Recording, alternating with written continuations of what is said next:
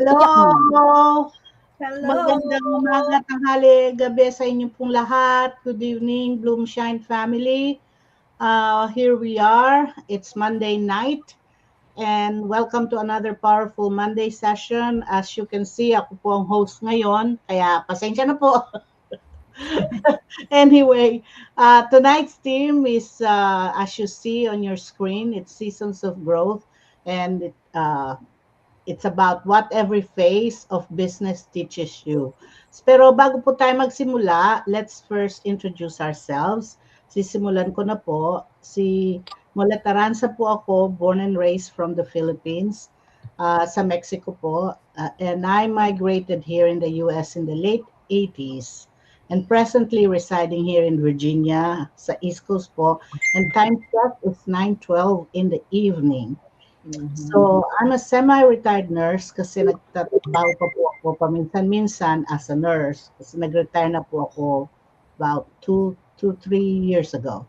A proud wife, mom, grandma, and I've stepped into the world of digital business together with my husband because we love helping people discover new ways to create freedom, flexibility, and joy in their lives.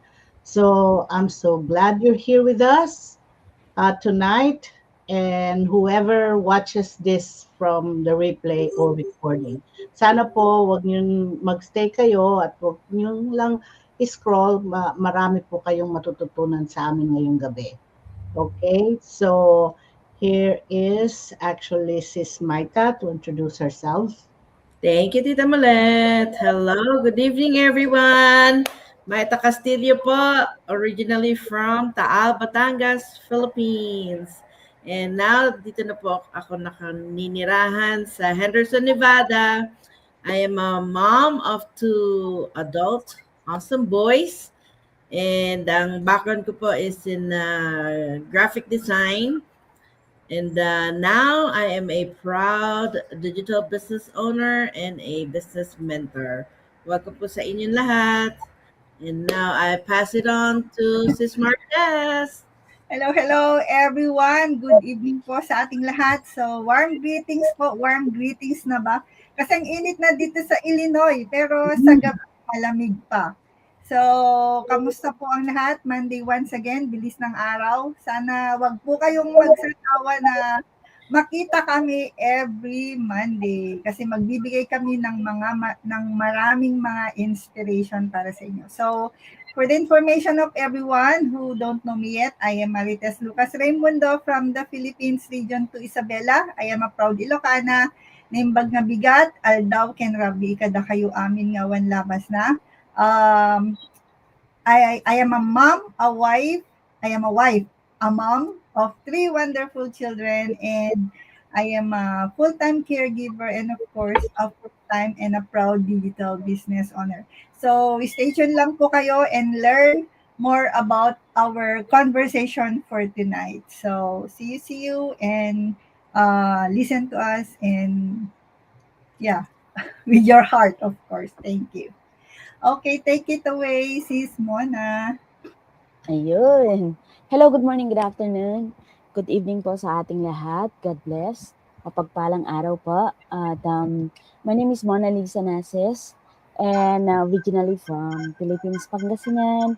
And bagabigat ay aming krabs at ngawan tilaba sa Yam Ilocana. But currently living here in Spain. Hola, buenos dias, buenas tardes. And of course, I am a mom, wife, na proudly digital business owner. Stay tuned lang po tayo dahil marami po tayong pag-uusapan ng mga topic.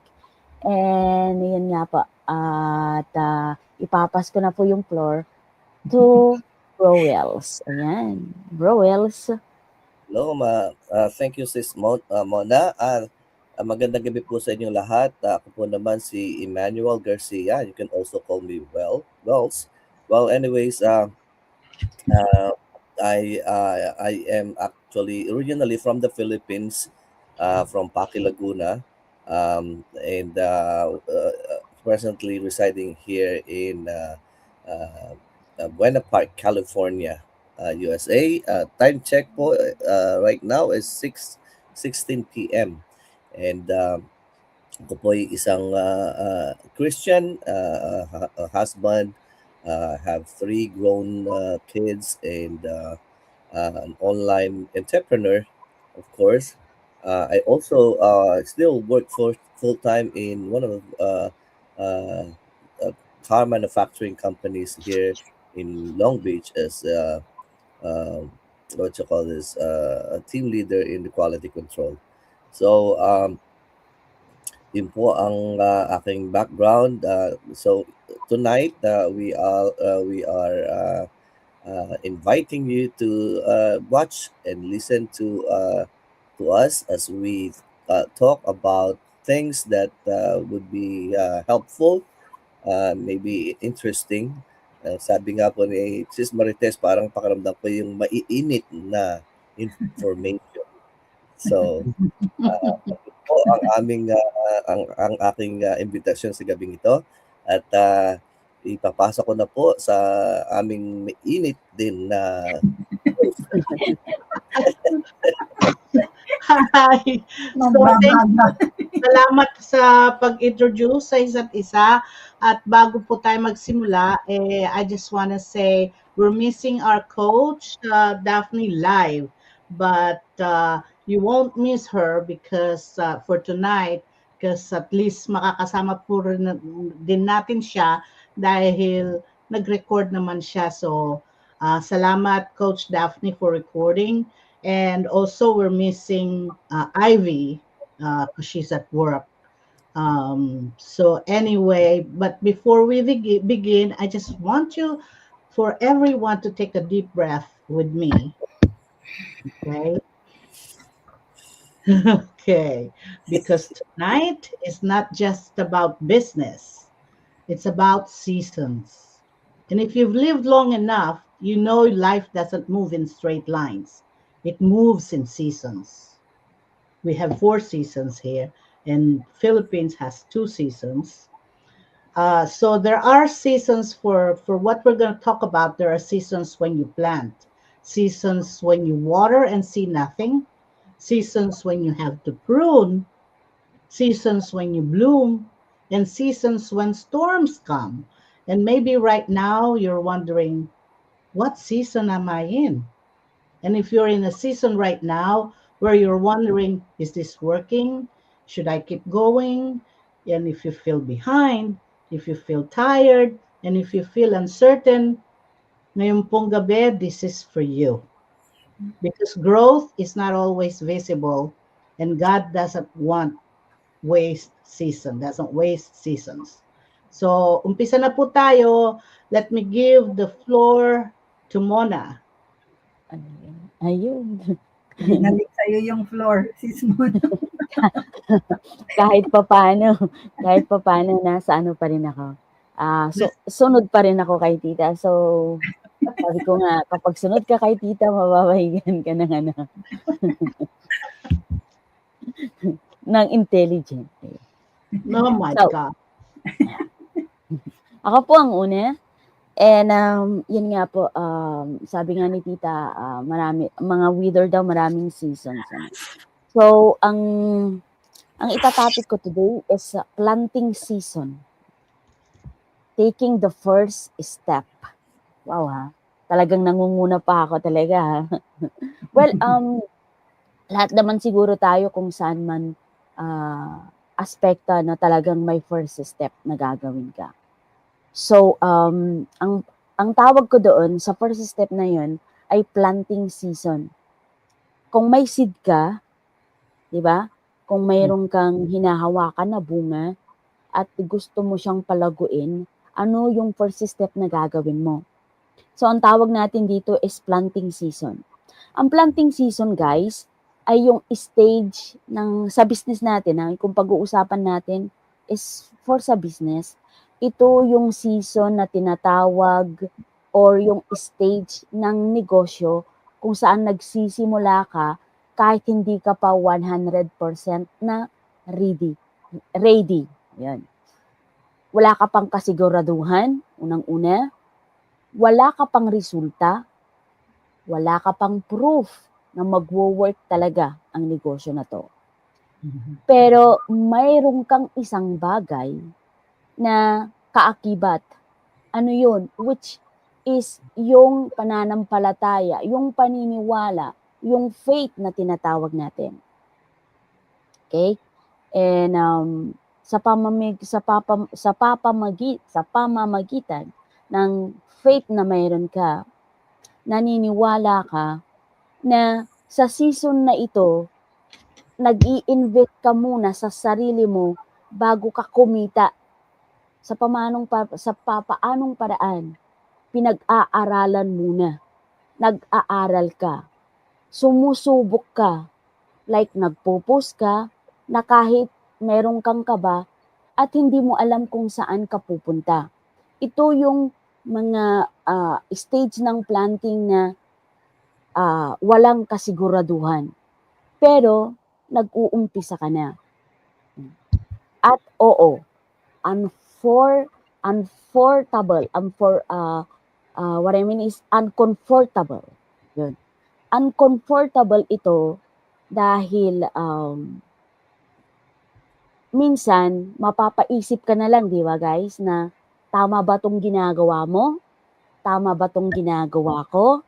May patutunguhan ba ako? May patutunguhan ba tong ginagawa ko? O bakit ang bagal? Diba? Dahil nga wala ka pang resulte. Yun yung mga tanong na lagi nating tinatanong kung wala ka pang nakikitang resulta. Pero tandaan natin na faith is always come before evidence. Diba? Yung ibig sabihin nun, parang nagtatanim ng buto. Kapag nagtatanim ka ng buto, hindi mo agad nakikita ang bunga. Kundi, ang nakikita mo lang, lupa muna, di ba? Kapag nagbubungkal ka, wala ka pang nakikita. Nakikita mo pa lang lupa na binubungkal mo. Minsan, puro na lang lupa ang hinuhukay natin. Kung minsan nakakapagod, pero tahimik tayong gumagawa. So, sabi nga nila, you don't see the harvest when you plant. Nakikita mo, dirt. So, ibig sabihin nun, huwag kang susuko. Dahil lahat ng harvest, nagsisimula sa isang hakbang ng pananampalataya na ito ay magkakaroon ka ng harvest sa tamang panahon. Na kailangan mo talaga na kapag gusto mong mag-start, yung seeds na yon, kailangan mo munang i-plant sa lupa para makita mo yung pag-grow niya. Sa pamamaraan, makikita mo siya nag-grow, na lumiliit siya pero lumalaki. Kapag lumalaki na yun ng seeds na yun, kailangan mo ngayon ng pag-aalaga. Di ba?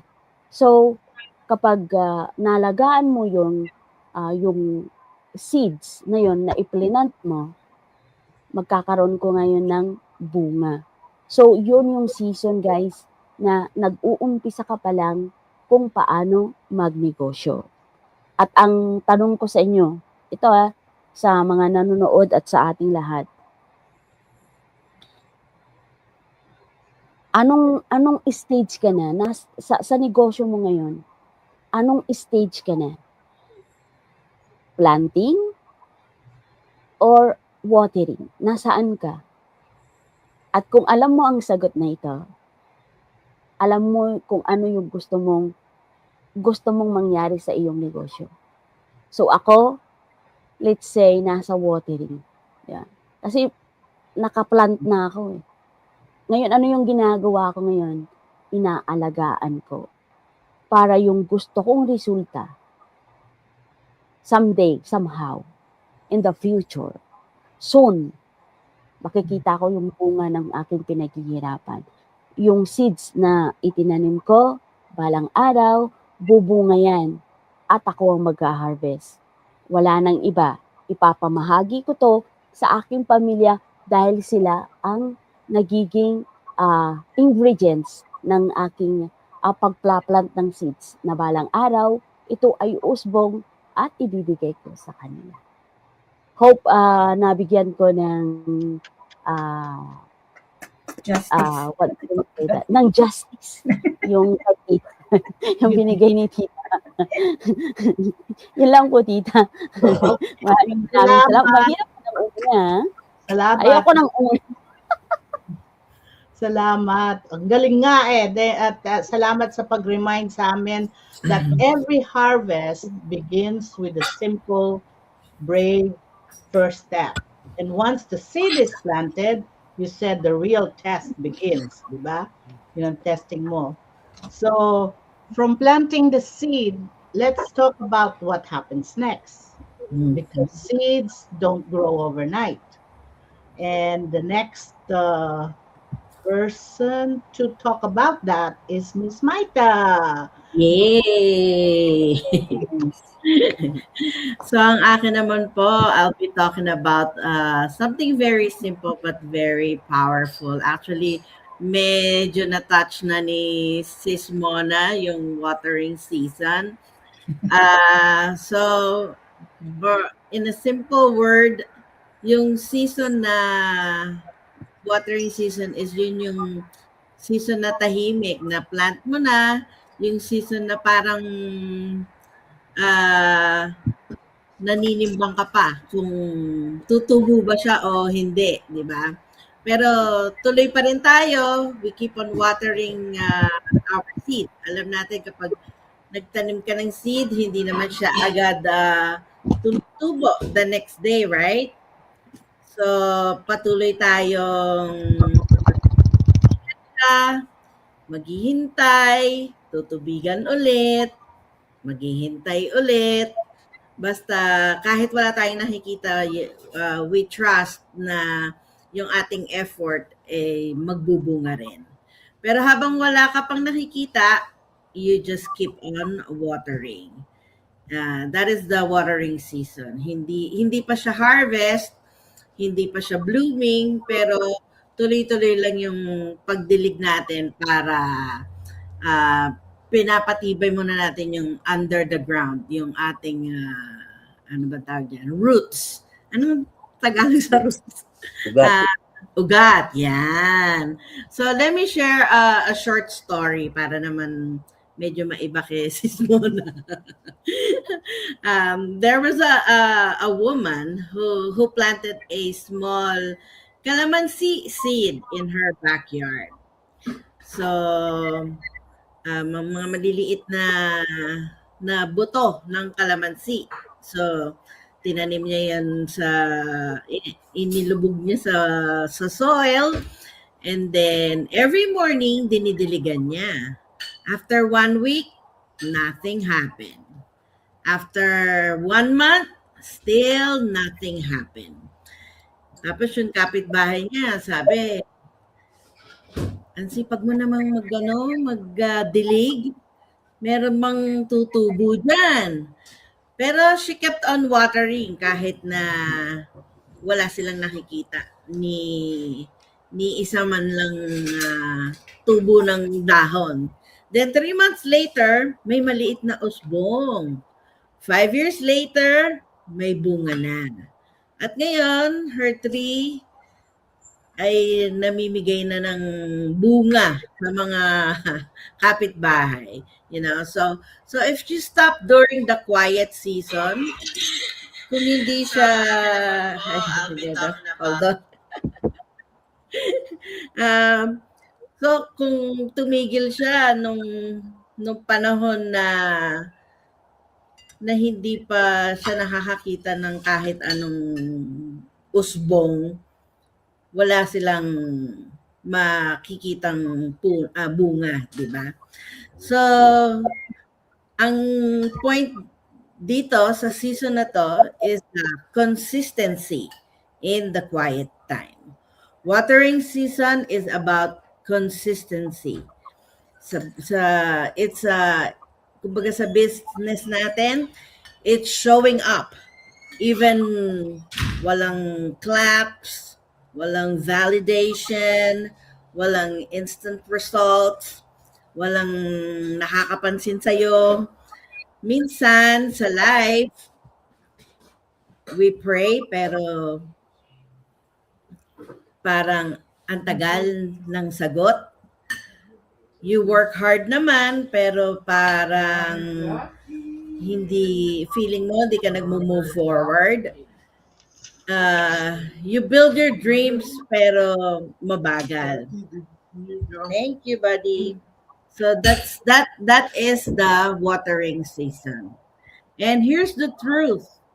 Growth is happening naman. Kahit wala tayong nakikita, there's happening under the ground.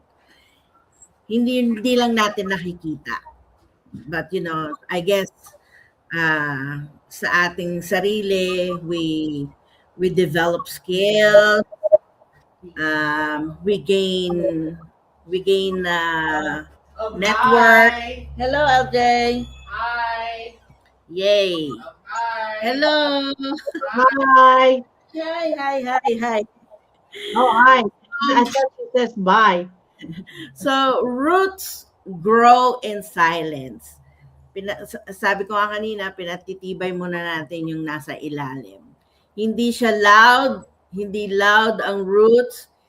Para ba siyang para siyang, I don't know if you know the term Instagrammable.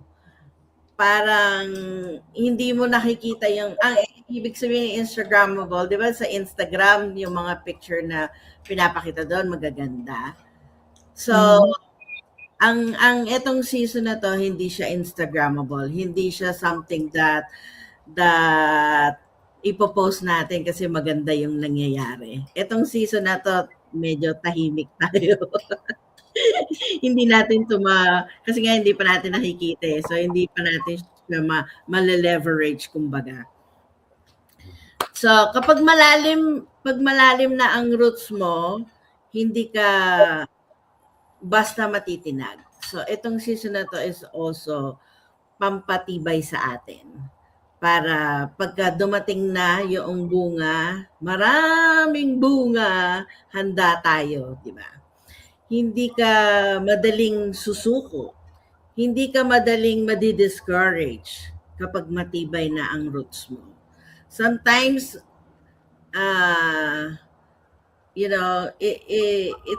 it's a process. It's God's process. Hinahanda tayo for growing, for the harvest season. So let's be honest, watering season is tiring kasi you have to be consistently showing up kahit na walang nangyayari. You give effort, you give time, you give energy, but you're not sure kung may lalabas ba. But you don't see rewards yet kung sa business. And minsan, napapaisip tayo, sabi nga ni Sis Mona, minsan may dadating sa season na yan na magtatanong ka na may tutubo ba? Meron ba akong aanihin sa mga ginagawa ko? Sa araw-araw kong pagdidilig, meron bang lalabas dyan? Yes, meron. Because consistency builds character before it builds success. So, ayun, yun po ang aking explanation just to encourage our audience. If you are in your watering season right now, if you feel unseen, if you feel unnoticed, if you feel like nothing is moving, this is your reminder. Just keep watering your plant. One day, yourself for not quitting, even in the quiet time. Thank you po. Great. Yes. Thank you. At ang ano natin dyan is, the word is consistency. Yes. It's a quiet work, right? And sometimes the growth we're praying for is happening where we cannot see it yet. Yes. So just be consistent. Don't stop. Don't quit. Okay? And as we stay consistent, sometimes growth requires cutting back before moving forward. When I'm cutting, meaning our next one is the pruning season. Of course, that's for Coach Daphne. I'm gonna give you, put her on the stage on her recorded video. Hi, everybody. Good evening. Good evening. Congratulations, Tita Molet, for heading this Go Live. I know this would be an amazing, amazing Go Live full of nuggets and a lot of value that will be shared to the audience tonight and to our followers. So I apologize ahead of time for not being here present physically with you, but I have my entry. I hope I can give value to everyone. So let me give a little intro for those who doesn't know me yet. I'm Coach Daphne. I'm a physical therapist here in Texas, a wife, an eldest daughter, a proud breadwinner originally from the Philippines. Yes, I love my profession and I'm so grateful for it. But I reached to a point where I really have to be honest with myself. One income alone enough for the future that I was praying for. So I started learning how to build a digital business step by step alongside with my full-time job. Yes, it was scary and at the beginning, no background, lots of doubts, but my why was bigger than my fear. So today, I'm still serving as a physical therapist, a healthcare worker, but now I'm building a stability, time, and financial peace and helping other hardworking professionals create options for their future. So you really don't have to quit what you love. You just have to start preparing what's next. Pruning. Yes, letting go of what no longer serves the woman I'm becoming. Yes. Thank you for this opportunity. So pruning season, honestly, this is not the most comfortable part of the journey. This is the season where God slowly removes the things that are no longer aligned with your purpose.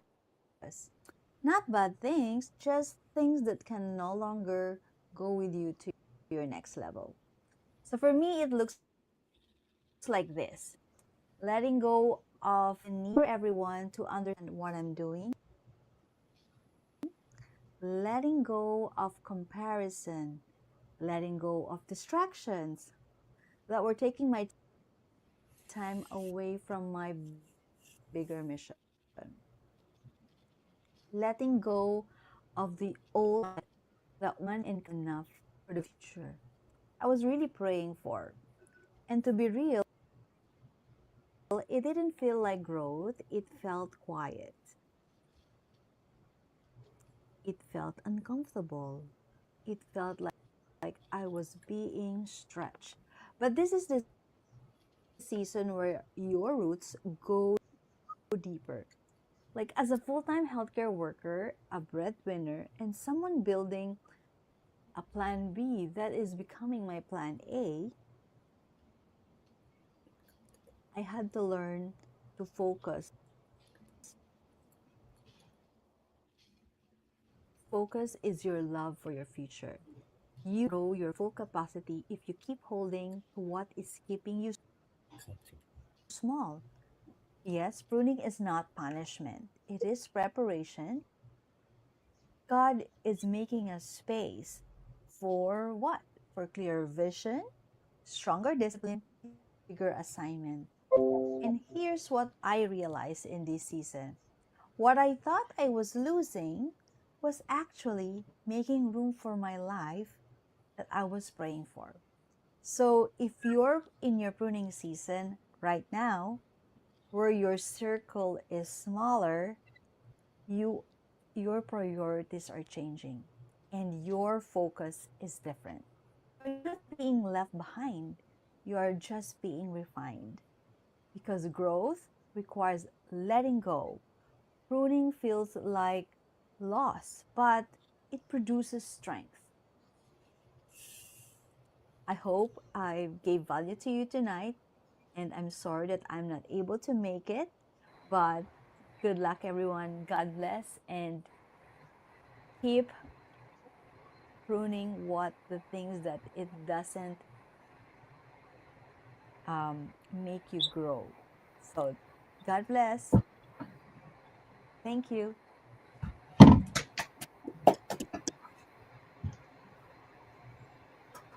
Thank you, Coach Daphne, wherever you are.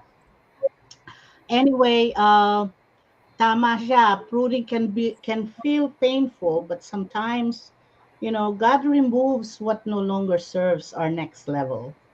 So, yun po ang ano. So, after pruning comes something beautiful.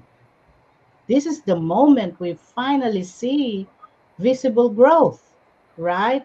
So, our next speaker is actually Sis Marites for her blooming season.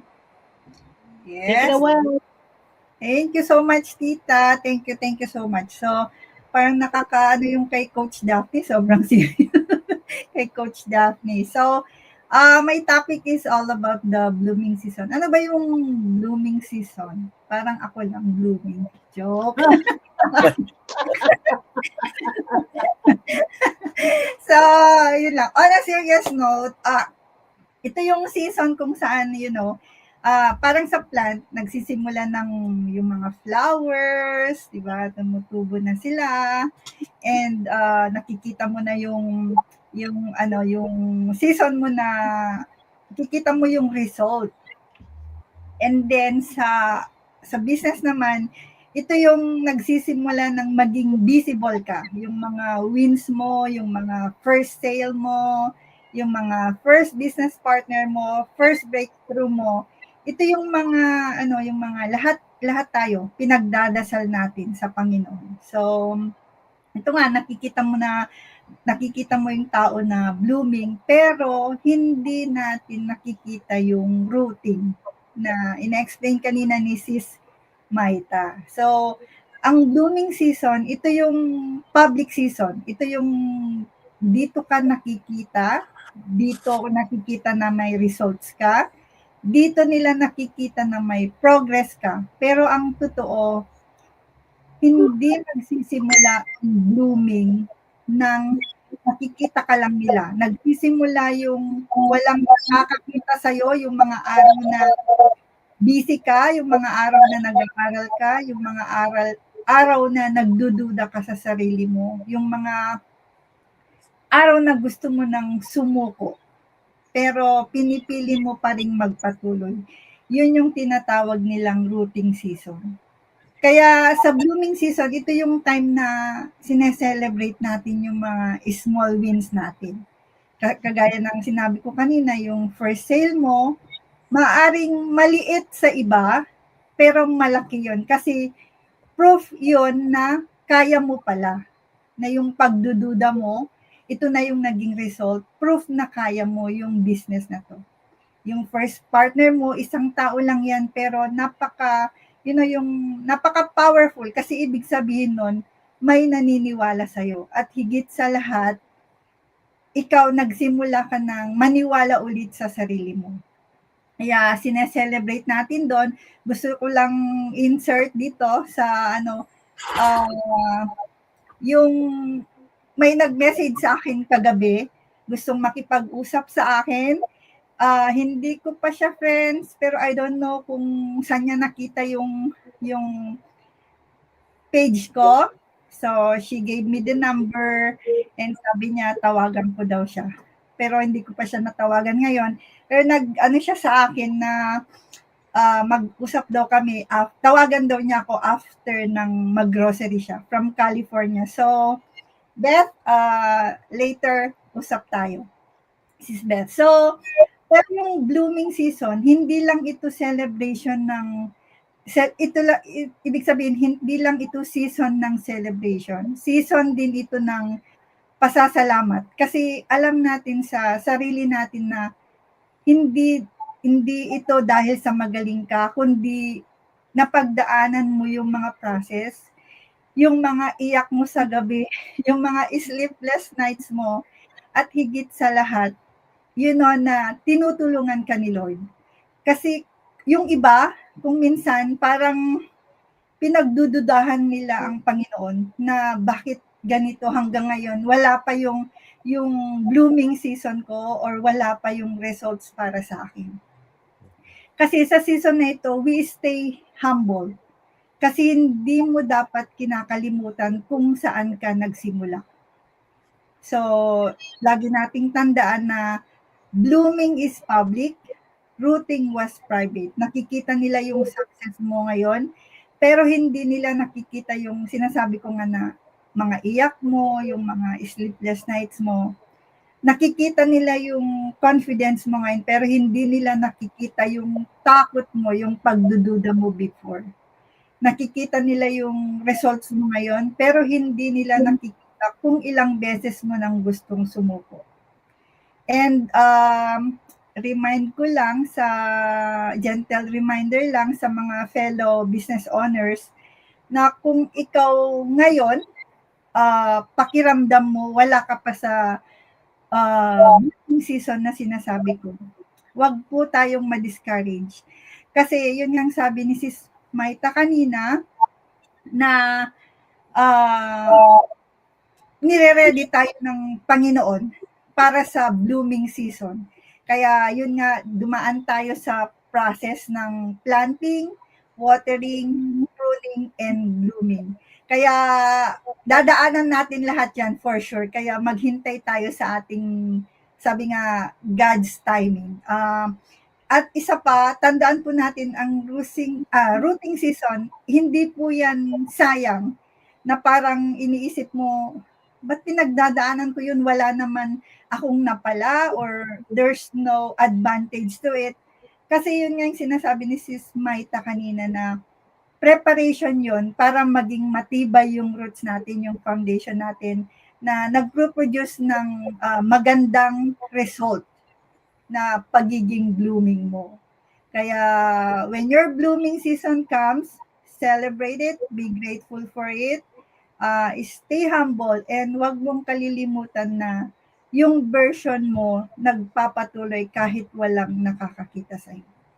So, remind ko lang po, you can start today. We're talking about the blooming season, the season where results finally start showing. So, maghintay po tayo sa ating blooming season. And that's it. Sana nakakuha kayo ng magandang value sa aking shinare. Thank you so much. Definitely, Sis Marites. Yes, blooming is beautiful. At umaano yung confidence mo sa sarili mo, 'di ba? Sa atin, napakasarap pakiramdaman. But blooming didn't happen overnight. There were unseen roots still before visible flowers. So it's not the full story because every garden faces storms, right?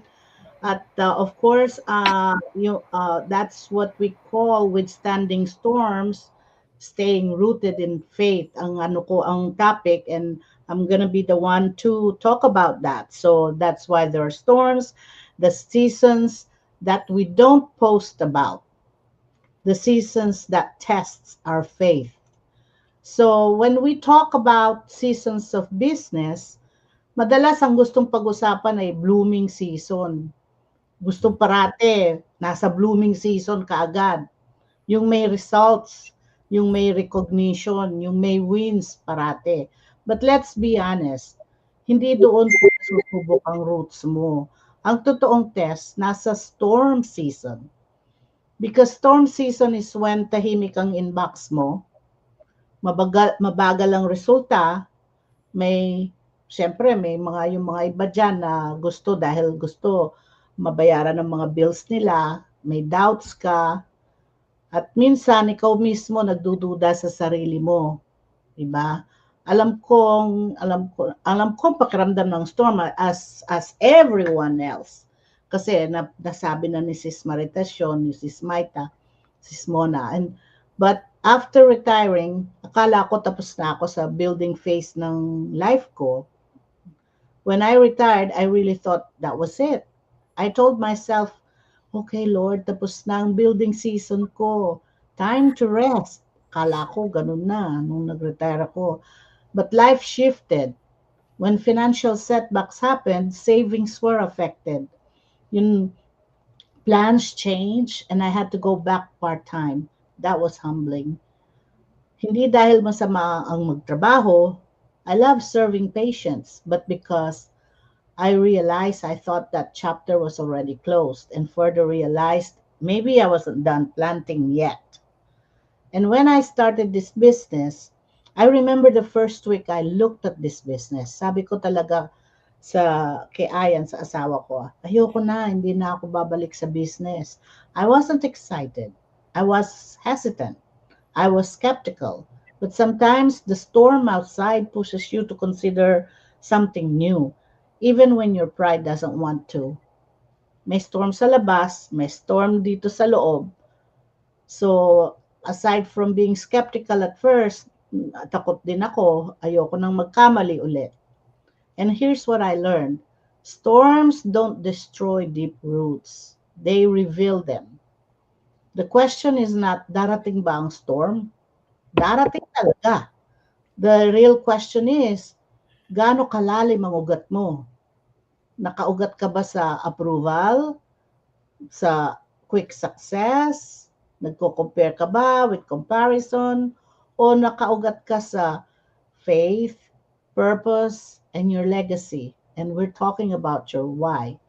Because when your why is deep enough, hindi ka basta-basta natatangay ng hangin. You may bend, you may cry, you may pause, but you don't uproot yourself. Storm season taught me this. You can feel uncertain and still move forward. Kasi lahat tayo dinaanan natin yan sa business natin. Kagaya ng ano natin, yung sa other season na sa planting season, sa watering season, di nila nakikita. Ano ba to? Gaano ba katagal ito? Minsan gusto mo nang mag-give up. But you can feel uncertain and still move forward. Pwede kang matakot, pero sumunod pa rin. Pwede kang mag-rebuild habang patuloy na lumalago. Faith is not pretending that the storm isn't there. Faith is saying, Lord, I trust that my roots are stronger than this wind. And if someone watching right now feels like they're in storm season, please don't uproot yourself too early. Sometimes the season that feels like breaking you is actually strengthening you. Stay rooted, stay planted, stay faithful, because after every storm, there is growth you cannot see yet. So when we survive the storm, something changes inside you. We don't just grow for ourselves anymore. You don't just grow deeper. You grow kinder, because when you've walked through uncertainty, when you've felt doubt, when you've questioned yourself, you begin to understand other people's fears differently. And that's where harvest becomes meaningful, because growth that stops with you was never meant to stay with you. So there's something different that happens kapag nagsisimula ka ng mag-harvest. So now let me give the floor to Brother Wells, because she's going to share that topic. Okay. Ganun. Parang bitin pa ako sa pakikinig kay Tita Molet. Masarap pakinggan si Tita Molet eh. Sige. So ako naman po, may topic is sharing the harvest. Sabi nga po ni Tita Molet, sharing the harvest, lifting others as you grow. Ito po, I would say, yeah, being a musician, ako kasi I'm a musician, I'm a conductor. This really resonates with me. Kasi in an orchestra or maybe a symphonic band, growth is never just individual kasi group yan eh, 'di ba? If share it is being shared, right? Uh every time I guide a musician pag may mga practices, every time someone practices, uh, uh, improves and learns, the whole ensemble grows. Hindi pwedeng siya lang o yung isa lang, lahat yun. It has to be all the same, right? And that's what sharing the harvest is all about, diba? Growth, blessings, and knowledge are never meant to kept only for ourselves. Yun, totoo yun. And they're meant to be shared. Sabi ko nga nung ano eh, actually I have that in me.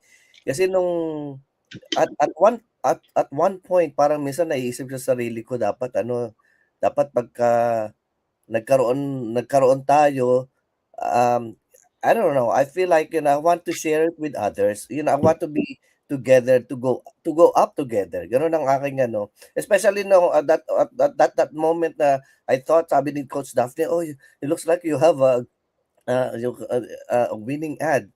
Yeah, the first thing that comes to my mind is like, "Oh, we all have to do the same thing. Let's go, let's do it." It's like, kaya lang biglang nawala for some reason. But anyways, one of the things we're gonna talk about is mentorship. Okay, mentorship and helping others. Think about the first time you step in front of katulad nga yung sinasabi ko, ensemble. The ensemble is actually a group of musicians to. Group of musicians, a small group of musicians. Hindi katulad ng the symphonic band or orchestra, marami 'yon. Siguro mga from 50 to 80 members of the band.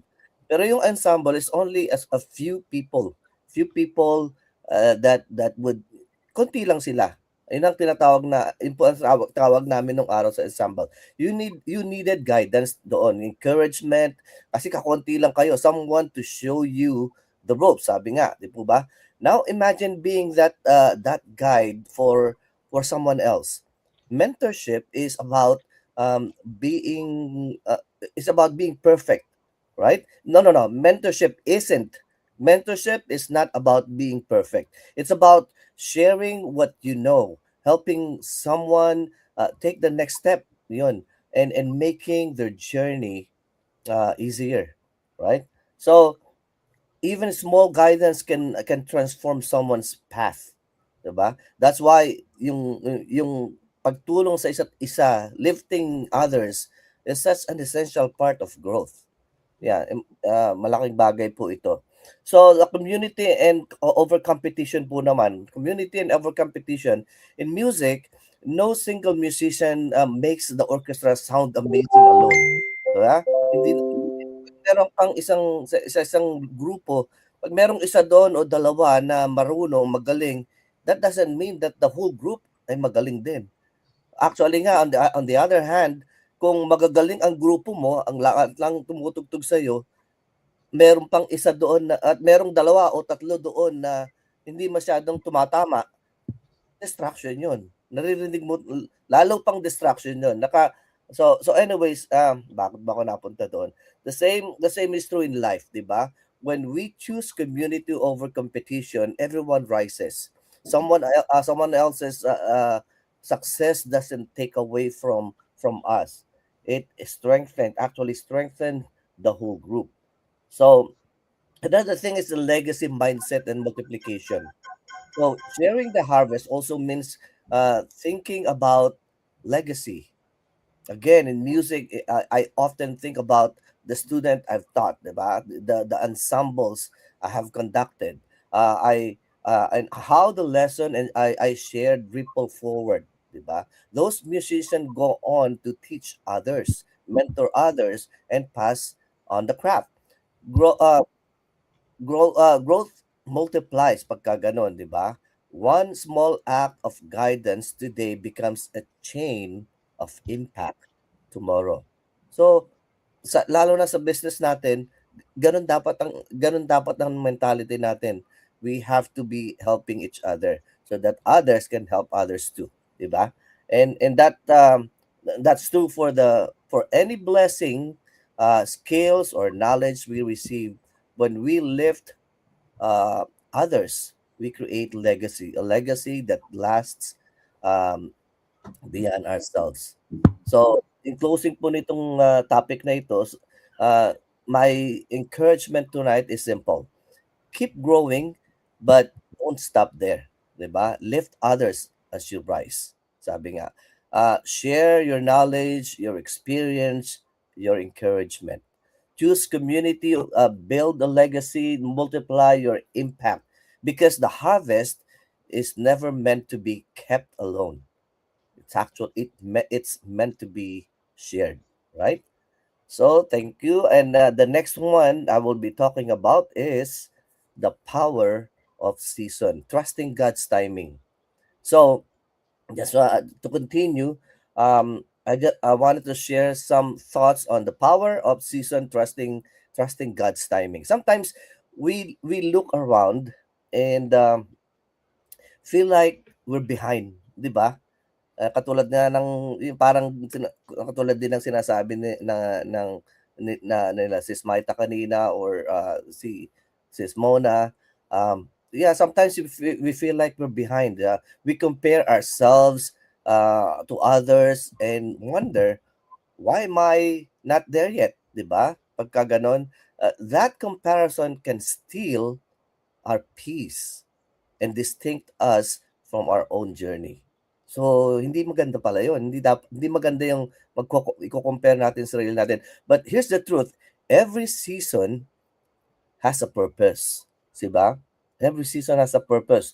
Your timeline is unique, right? Just like in music again. Growth happens in phases, 'di ba? You don't bloom all at once. First, there's planting, sabi nga nila kanina, may planting, may watering, may pruning, sabi ni Coach Daphne. Each phase matters, 'di ba? The same is true in the business. In life, even, and faith, 'di ba? So, waiting seasons are wasted seasons. Yung mga waiting seasons na yon, wasted seasons yon. Their preparation, they're refining us, 'di ba? Teaching patience, sabi nga nila. Patience, sabi nga, this is Maita kanina, kahit na ang tagal pala, hindi 5 months after 5 years, tsaka nag-bloom, di ba? Tsaka nagbunga. And strengthening our roots so that when the time comes, our bloom is full and lasting.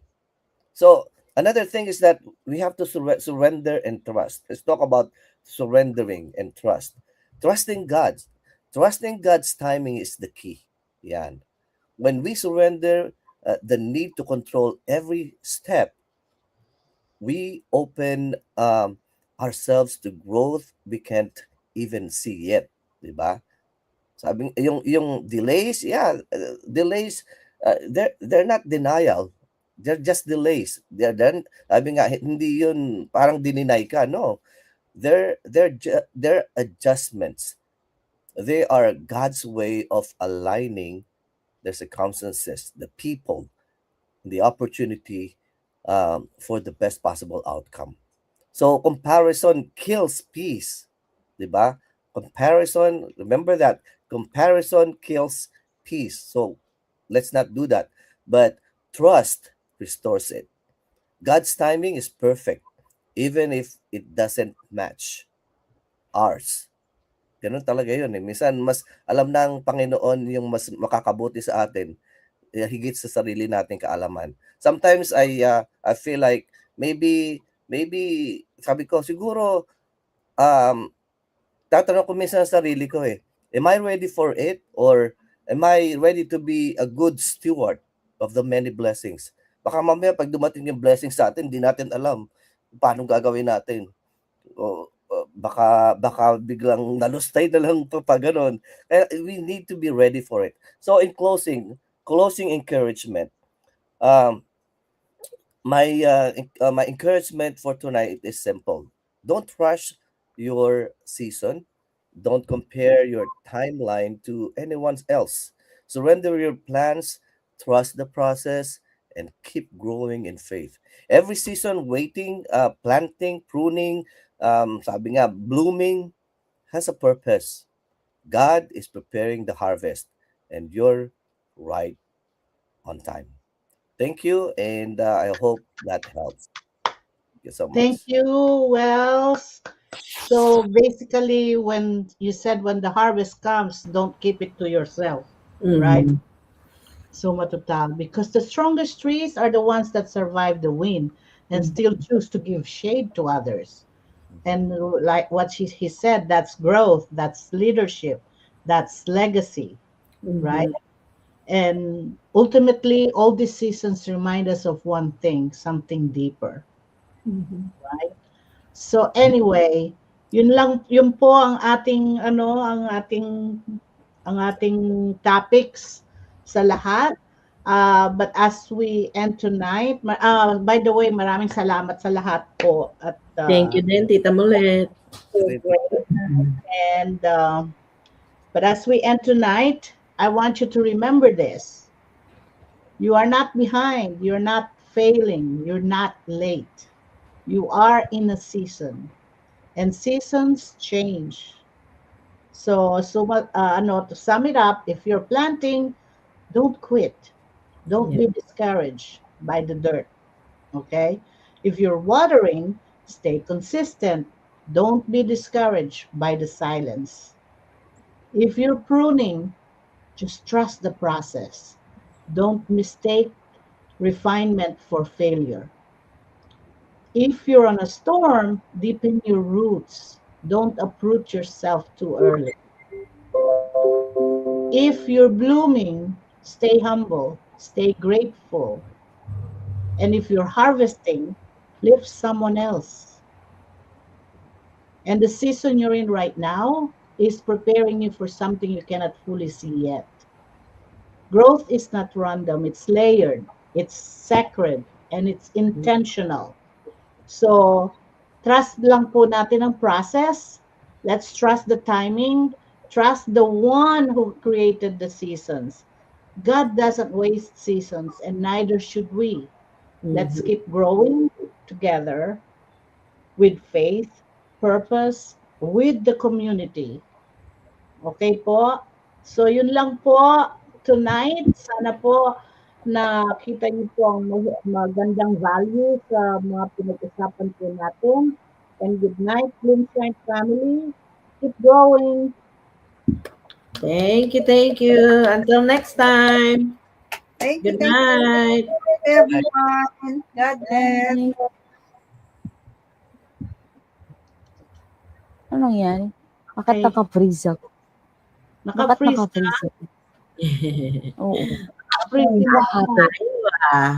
Ako din nawala. I think we're still live. Huh? Oh, Ah, yeah, we're still live. We're we're still live. still live. Yeah. Nandyan pa kayo. I-end po nyo yung tita. Ay, kung i-end ko, mawawala tayo. As long as we don't leave, Oh, we're still live. we're still here. Yeah. Just end it Ayun. and the live. Industry.